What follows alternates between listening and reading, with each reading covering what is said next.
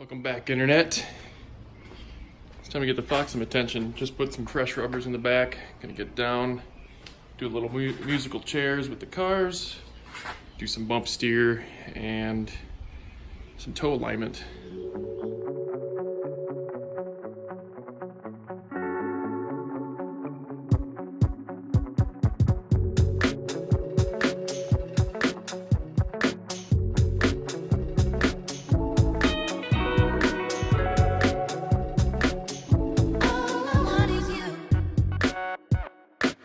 First things first, obviously got the car over here. I haven't even looked under the hood of this thing in a bit. Yep, it's still here in all its glory. Old reliable. It's just a truck engine and Mustang cams. Anyway, I'm gonna try and get the hood prop going here. Beauty. So the camber, never had to mess with. Caster always stayed in place. So what I'm gonna do, I'm pretty sure I have a front strut for this car. So like I did with the Fusion, I'm going to replace the coilover, get the car in the air, and replace the strut with a dummy strut. Luckily, these cars aren't coil on a McPherson, they're a modified McPherson. So this strut I have, I won't have to do a spring compressor or anything. Hopefully it'll just fit in where I need to give me an idea of what my bump steer is like. I've never checked it on this car, and after Alex and I did it the first time on the Fusion, I was like, oh man, it makes so much sense to do it, at least check it, and you can adjust accordingly as long as you got a kit. Put some washers in there. So what bump steer is, if you don't know, is when the wheel is traveling up and down in its suspension travel. You're measuring bump steer, you want none, but what happens is if while it's moving up and down, it would change the toe. It has nothing to do with the wheel. If you have extreme bump steer issue on a car, it'll kind of feel like this. You'll hit a bump, the car will jerk one side to the other without any steering input. Like the steering wheel stays straight, and the car will just kind of do one of these. I've never felt that to that extreme. So if you got a lowered car, drift car, whatever, it's a good idea to check it. So I'm gonna go into my shed, see if I can't find that dummy strut. If not, not sure what I'll do, but we'll figure it out. I'm gonna do it the hard way. I'm gonna take out my coilover, take the spring out, and do it that way.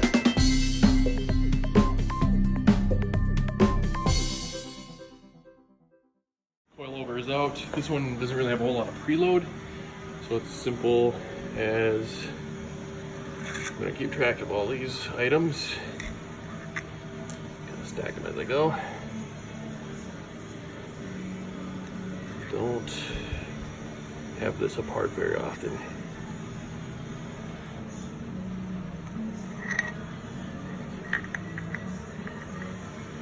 Probably was a good idea to loop those while I got it out apart. And the spring's free. So, delete the spring, I'll put it back in, and then I'll go through the procedure on how to measure the bump steer. My kit already-ish. I'm not sure if it's important or not, but I felt better. Made the car level-ish. Level enough. And got the plate here all set up. I found a little cheat code using these high misalignment Heim spacers. They go from like 5/8 to 1/2 inch, fit perfectly over the lug studs to space this, get the spacer out of the way to clear the caliper brackets.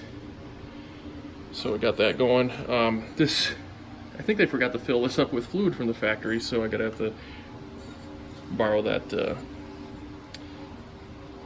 level that you saw earlier. So we want to keep this level, and then I'll show you the rest once I get it more. So you want this kind of leaning against the plate there. I leveled this out. The range in this is about 1/2 inch, so I didn't zero this out yet.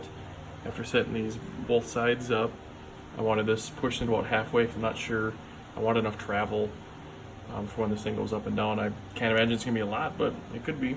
I'm kind of interested to find out what it's been running for about 4 years.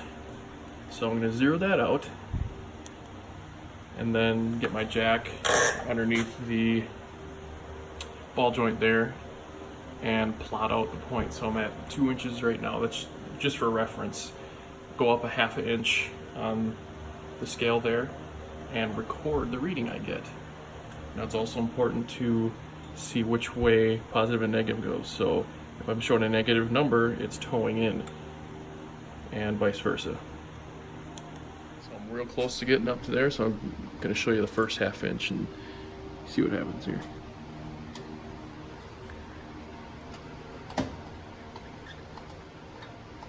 Oh boy. That is a lot in just a half inch. Jesus. It's towing in now about 62.5 thousandths is a 16th of an inch. So this thing is well over that in just a half inch. So I'm going to plot these within 2 inches or along 2 inches every half inch and see what this thing is at, because it is bonkers. Holy cow. It went so far off, it came off of the scale there, and actually my first measurement, it was already coming off where I had it, so got a little bit of work to do. Luckily, the big old spacer on top, so it was going in the same direction as the Fusion initially, so I know which direction to move this pickup point. It needs to go down to reduce your toe in. So since it's so severe, I'm just gonna put that bushing on the underside of the steering arm on the knuckle, see where we're at, go from there. This one was on top of the bolt. Also had a lot of little spacers in there that I replaced with one long donger, and I'll be able to reuse those to fine tune it now. So I moved it up a half an inch, and it literally, what was it, at 123 thousandths of an inch, and we just about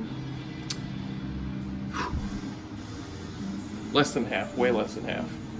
So we're on going in the right direction. This still needs to come down, because that's where the Fusion started.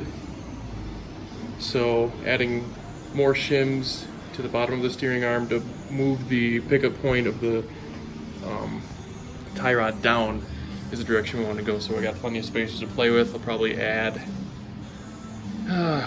maybe 1 or 2 of those small ones here, maybe this little guy, and see where we're at. So maybe the car will drive better. I'm sure this thing liked to buck at full lock, so I'm glad I'm giving it some attention today. All right, so I got this thing really dialed in after adding, I kind of went over what I told you in the last little clip. Ended up adding, oh shit, 2 of these after thinking about it a little bit and seeing how many washers it took for the Fusion to kind of correct itself. Now I know they're not the same suspension design, but I figured, yeah, that's the path it takes now. It's like, it's got a real good curve compared to before. So let me show you in its travel. Now it's not perfect because I have to level it at every half inch, but I'll show you the travel. So that's close enough to 0, right? So as it's going up in the suspension travel, 27 thousandths of an inch. You know, the curve, it doesn't even move. Beautiful. It's amazing that I've been driving it like this for such a long time. It just goes to learning stuff about cars, and just, I don't know, I'm pretty excited to get this thing on the track someday, since the Fusion's been taking a lot of my time and seeing how different it drives. Now, one little problem I did run into is I'm gonna have to limit more angle out of this thing. Luckily, this guy has steering stops too. When I took everything, all the bump steer gauge off and stuff, the big tie rod here was hitting the arm, and that was, the steering stop was about an eighth of an inch from hitting the knuckle, so I'm gonna have to adjust that out and limit that, because I don't feel like busting that into the arm at full lock. So that's fine. This thing will have plenty of angle at that and still be fun to party in. So now I get to do the other side. It should be symmetrical. So I'm just gonna I'm gonna take that all apart, measure it, and duplicate it on the other side, and then continue to party on with the rest of the alignment. Camber and camber shouldn't change. I'm just gonna do toe and go after putting the spring back, of course. Now, if any of you were wondering spring rates and stuff, it's a common question that comes up in the FMC Drift. I don't run a sway bar in this car, nor in the Fusion, but spring rate on here, this is English, it's a 10-inch, 2.5-inch diameter spring, obviously from Maybach, and it's a 700-pound rate spring. So it does really well without a sway bar. And put that in comparison, a stock Raptor front spring is like a 600-pound spring. So you know this thing it doesn't ride rough. The Maxim Motorsports, which I think are rebranded Bilsteins, dampen the spring really well, and they still seem to be in good shape.